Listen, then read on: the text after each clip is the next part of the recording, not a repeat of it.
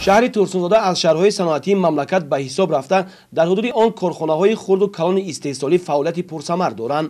علاوه بر این در مرکز شهر شماره زیادی بناهای استقامتی بلندآشیانه موجود بوده اهالی به تامین خوشصفت قوه برق احتیاج دارند.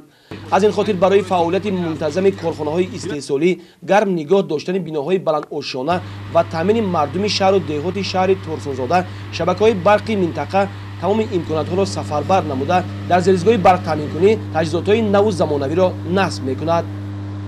برای خوشصفت و منتظم تامین نمودن نیروی برق به اهالی شهر ترسونزاده از طرف شبکه یک قطار کارها را به انجام رسانیده است. از جمله در خط برقی هوایی 10 کیلوولت از حدود حمایتگری خط برقی 10 کیلوولت درختان و بوته‌ها تازه کرده شده است.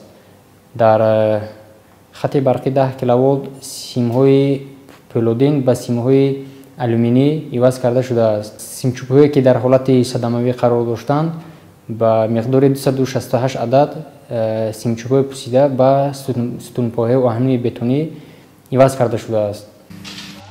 فعالیت منتظم و تامین بی‌میلان منطقه با قوه برق از تامین سریع ترانسفورماتورهای فرسوده شده و عوض نمودن سیمچوب‌های در حالت صدموی قرار داشته به ستونپایه‌های آهن و بتونی وابستگی دارد.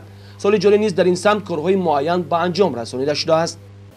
در ترانسفورماتورهای دهات و جماعت‌ها قریب 127 ترانسفورماتورها کارهای پروفیلاکتیکی و کارهای تعمیری کرده شده است. به مقدار 2500 لیتر روغن ترانسفورماتوری در ترانسفورماتورهای دهه و حدود شهر روغن ترانسفورماتوری علاوه کرده شده است.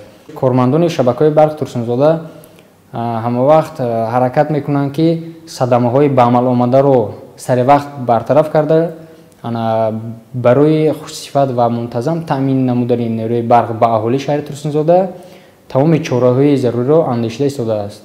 به خاطر از بین بودن سرباری و بلند برداشتن صفت تامینات با قوه برق مسئولین تجهیزات نو وارد نموده همزمان ترانسفورماتورهای دهات را از تعمیر برآوردند.